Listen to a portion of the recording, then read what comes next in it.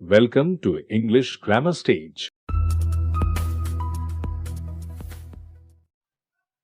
आज की इस वीडियो में हम रिलेटिव्स अर्थात रिश्तेदारों की अंग्रेजी सीखेंगे। जैसे माता पिता, भाई बहन, चाचा मामा फूफा, इन सब की अंग्रेजी हम सीखेंगे। बहुत ही आसान तरीके से शब्द, उच्चारण, अर्थ तीनों चीज़ सिखाएंगे। तो आप लोग अगर चाहें तो अपनी नोटबुक में भी लिख सकते हैं, अन्यथा आप याद कर सकते हैं।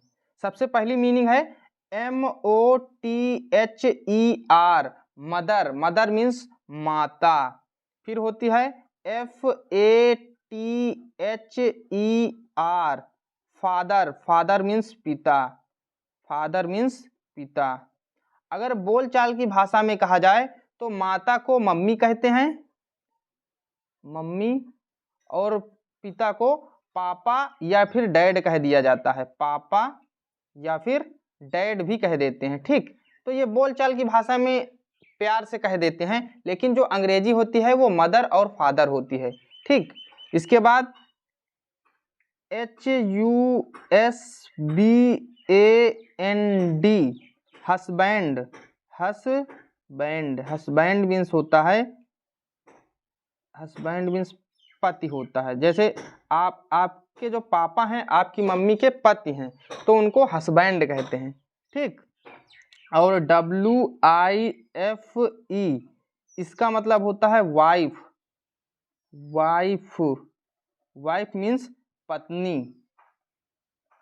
इसके बाद SON, सन। सन मीन्स होता है बेटा या पुत्र, बेटा पुत्र। और SUN जो होता है वो सन मीन्स सूरज होता है। ठीक, अब आगे DAUGHTER, इसका मतलब होता है डॉटर। डॉटर मीन्स पुत्री, पुत्री या बेटी। ठीक, ये डॉटर हो गया। इसके बाद अब हम लिखाते हैं NEPHEW,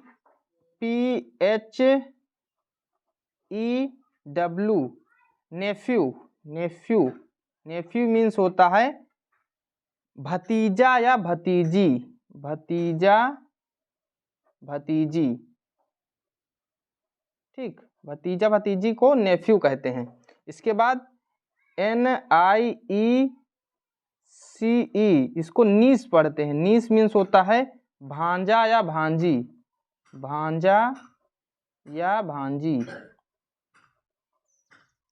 ठीक, इसके बाद अगली मीनिंग क्या है? देखिए, अगर किसी चीज के आगे स्टेप लग जाए, STEP, और आगे जो भी लिखा गया हो, जैसे लिख दिया जाए सन, SON, स्टेप सन, इसको पढ़ते हैं स्टेप सन। इसका मतलब होता है स्टेप अगर किसी चीज के आगे लग जाता है तो इसका मतलब हो जाता है सौतेला।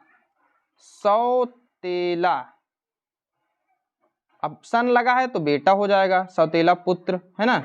तो अगर स्टेप मदर कहा जाए तो सौतेली माता, स्टेप फादर कहा जाए तो सौतेला पिता, स्टेप सिस्टर कहा जाए तो सौतेली बहन। इस प्रकार जो है स्टेप लगाने से वो सौतेला लिख जाता है।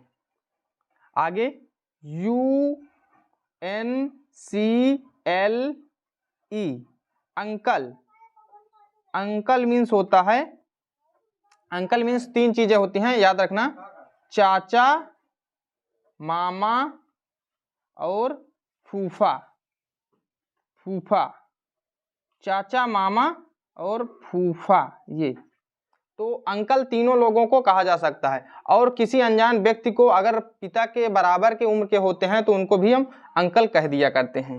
ठीक, अब आगे होता है AUNT, इसका मतलब होता है आंट। आंट मीन्स क्या होता है? चाची मामी फुआ, बुआ जिसको कहते हैं, चाची मामी। मामी, यहाँ गांव देहात में मामी को माई कहा करते हैं। ठीक, और बुआ। वैसे इसको जो है आंट, लिखने में आंट लिखा जाता है, लेकिन जब हम बोलते हैं तो आंटी बोल देते हैं, आंटी कहा करते हैं। ठीक, तो इसको भी आपको याद करना है। आगे सन इन ला, सन इन ला, LAW। सन इन लॉ का मतलब होता है, सन इन लॉ का मतलब होता है दामाद, दामाद। इन ला लगाने से क्या हो जाता है, वो एक ऊंचा वाला दर्जा मिल जाता है। जैसे डॉटर इन ला कह दिया जाए तो इसका मतलब होता है बहू, है ना, जो मतलब बाहर से आए हुए हों, हमारे ही रिश्तेदारों से संबंध बना हो जिनका, है ना, हमारे ही घर वालों से जो संबंध बनाते हैं उन रिश्तेदारों को सन, जैसे सन लगा है तो सन इन ला, जो सन के समान हो लेकिन हमारा रिश्तेदार बना हो तो उसको क्या कह सकते हैं, दामाद कहते हैं। अब इसी प्रकार डॉटर इन ला, DAUGHTER, और फिर इसके बाद इन ला, इन ला लगाने से क्या हो जाता है, वो बन जाता है एक रिलेटिव बन जाता है अपने, जैसे पुत्री के समान हो जो, डॉटर इन ला। पुत्री के समान कौन हो सकता है, बहू, तो यहाँ पर बहू लिख देंगे। आगे अब देखिए कजिन को, इसको याद रखना है, ये बहुत अच्छी मीनिंग है, इसको भी हम लिखा देते हैं COUSIN, कजिन। ये बहुत ही अच्छी मीनिंग है, इसको आपको याद रखना है।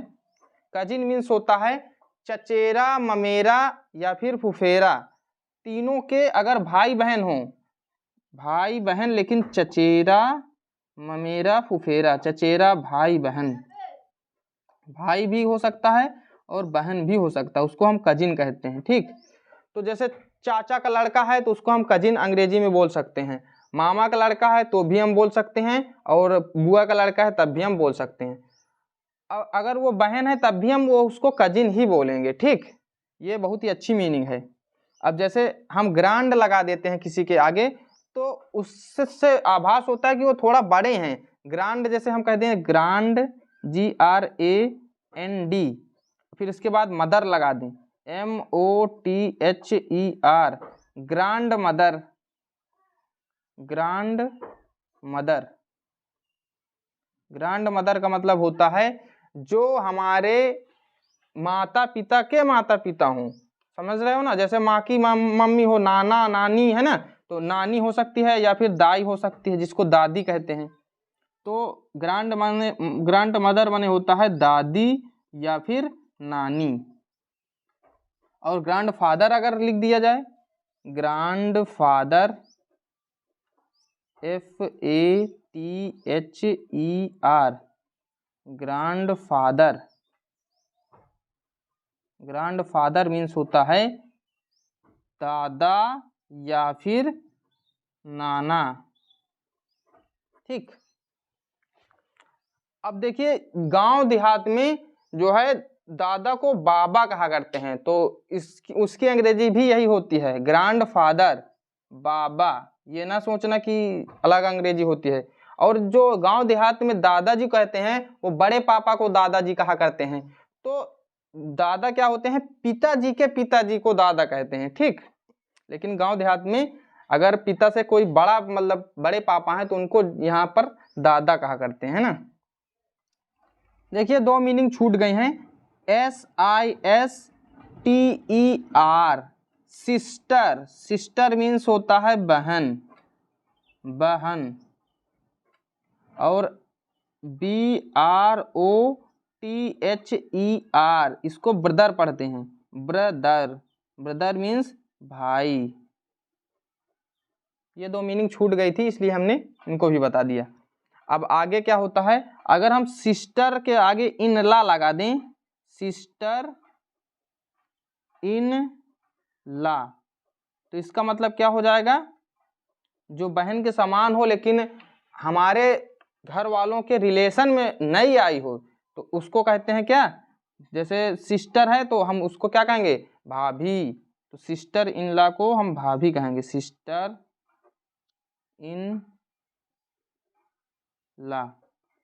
इसको हम क्या क्या कह सकते हैं, ध्यान दीजिएगा, भाभी और ननद भी हो सकती है, ननद, ननद, और साली भी हो सकती है, साली। सिस्टर इन ला को साली भी कहते हैं। ठीक,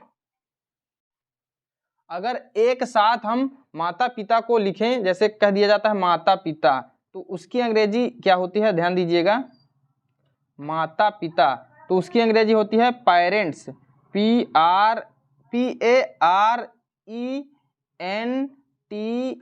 पेरेंट्स।